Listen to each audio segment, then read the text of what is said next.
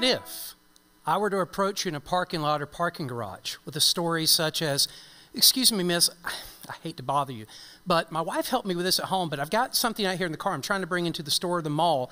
It's not heavy, it's just kind of awkward, and I do need a second person. I hate to bother you, but you're the only one out here. Could I borrow you for just a second?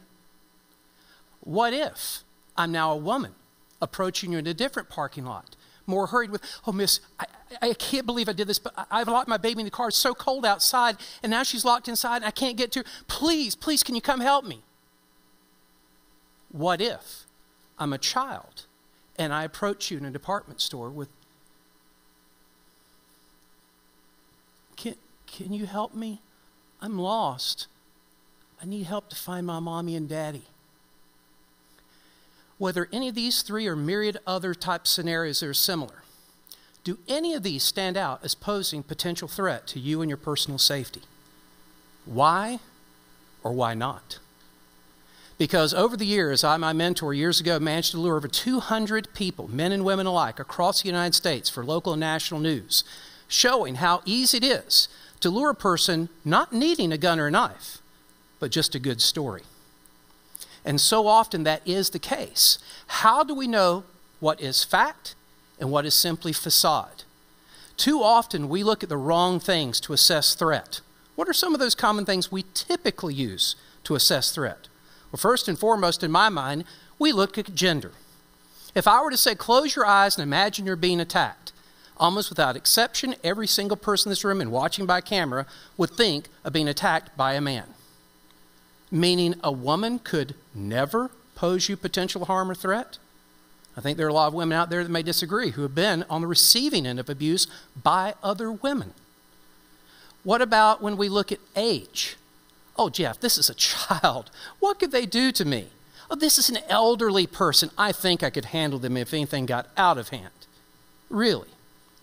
Because you're only looking at the person in front of you.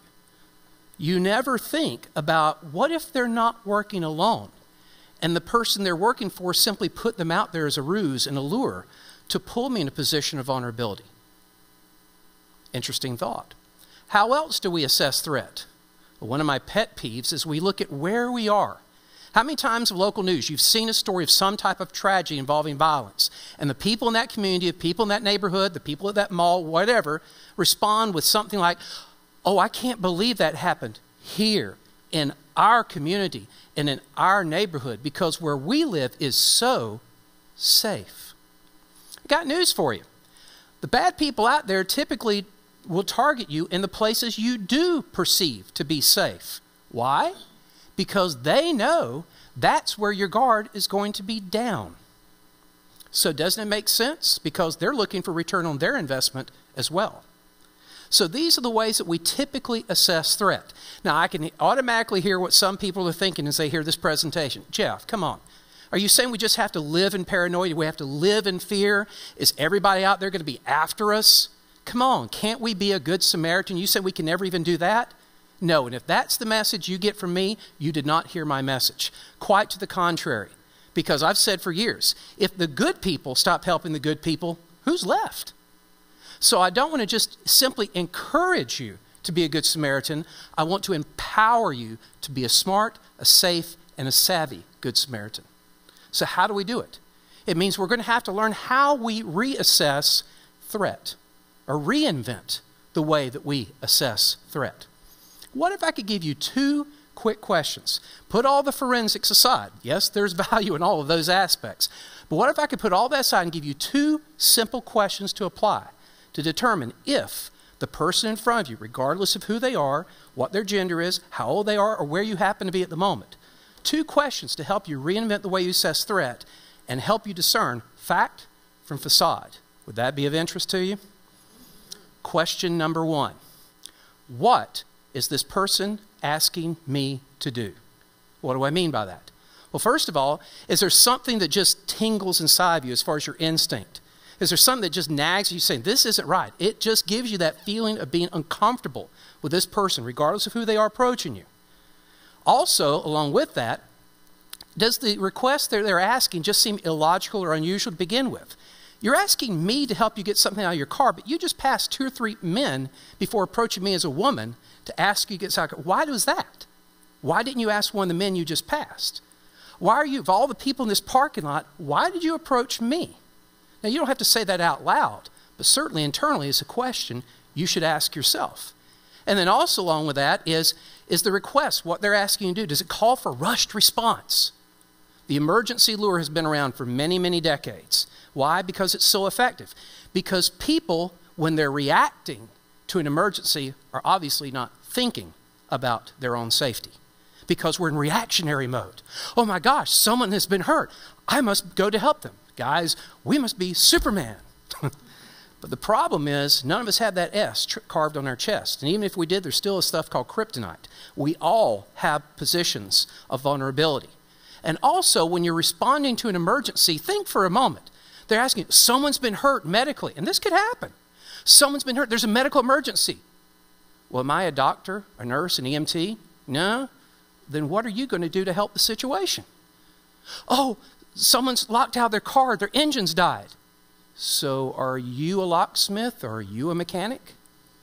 See, if you stop and think, you realize, well, there's nothing really I can do anyway. I'll call 911 for you. I'll go back in the store for you. But I don't think I need to put myself at risk to help you in something where I can't help you to begin with. So again, question number 1, ask yourself, what is this person asking me to do? Second question, just as important, where is this person asking me to go? Is it somewhere away from where you're currently at? Is it somewhere away from currently who you are with? I grew up in a little fishing town in North Florida, the first 17 years of my life. I know a little bit about lures. And the whole idea of a lure is to take you from a safe environment to an unsafe environment, and you don't notice the transition as it's happening. So again, what is this person asking you to do? Where are they asking you to go? Is it somewhere away from where you're currently at? Is it somewhere away from currently who you're with? And then finally, along with that second question, is it somewhere that if you go there, no one's going to see or hear what happens next? There's a man caught in the Atlanta airport just a few years ago. Police had been after him over 3 states before they caught him because he had lured 25 men, 5 of them to their deaths, over 3 states before being caught. How did he get his victims? He walked up to these 25 men and simply in a parking lot or parking garage said, hey, my car's broke down. I've got the cables. I just need to jump. Can you help me? That was it. But what these men didn't notice is in every one of those cases, his car was always parked behind the dumpster, around the concrete column in the parking garage, always somewhere that no one was going to see or hear what happened next. So yes, this applies to men, let alone the ladies. So again, 2 questions. What are they asking me to do? Where are they asking me to go? This happened to me a couple years ago. I was pumping gas early one morning for a very, very early breakfast meeting, about 5:30 in the morning. And I went to get something quick out of the convenience store. And as I was walking out, a young guy walks up to me, clean cut, clean shaved. It didn't matter to me who he was or what gender he was. But he walks up and says, hey, dude, can you give me a ride down the street? I kept walking in my car saying, nope. He paused a second time, dude, it's just right down the street. I said, well, if you walked here, why can't you keep walking there?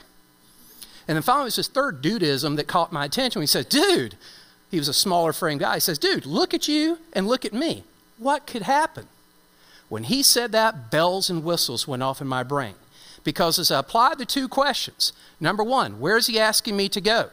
Or what is he asking me to do? In that particular case, is it something going against my instinct? Now it is. Is it something that seemed illogical and unusual? Not so much. Did it call for rush response? Not so much. So he kind of passed question 1. But question 2, where is he asking me to go? Is it away from where I'm at? Yes. Is it away from who I'm with? Yes. Is it somewhere that others may not see or hear what happens next? Potentially yes. So the answer to question number 2, wrong answer. So again, it's simply applying those 2 key questions to help you learn how to reinvent the way that we assess threat.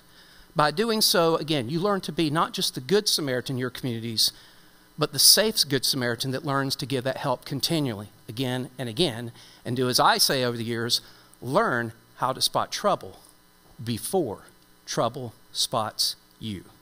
My name's Jeff McKissack. Thank you for your time.